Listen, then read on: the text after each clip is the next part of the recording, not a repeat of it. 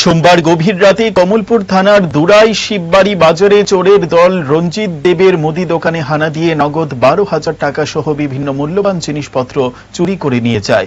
অনুমান এলাকার নেশাগ্রস্ত বখাটে কিছু যুবক এই চুরির সাথে যুক্ত। এই চুরির ঘটনায় এলাকার ব্যবসায়ীদের মধ্যে নতুন করে আতঙ্কের সৃষ্টি হয়েছে।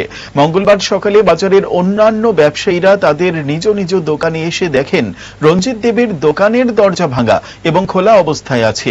সঙ্গে সঙ্গে দোকানের মালিক রঞ্জিত দেবকে জানালে তিনি এসে দেখেন দোকানের ক্যাশ বাক্স সহ কিছু মূল্যবান জিনিসপত্র এলোমেলো হয়ে আছে। সঙ্গে সঙ্গে কমলপুর থানায় খবর দেওয়া হয়। পুলিশ এসে ঘটনার তদন্তে নেমেছে।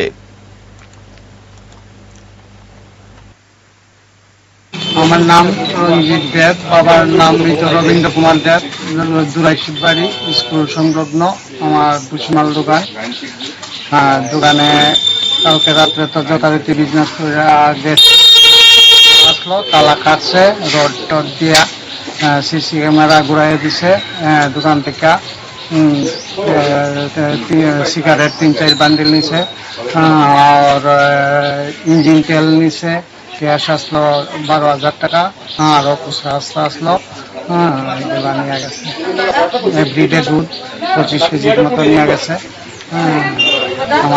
আমার দোকান থেকে ব্যাগ নিয়ে আগে এগুলো নিয়ে গেছে। সকালবেলা উঠছি, উঠতে দেখি তালা কাটা।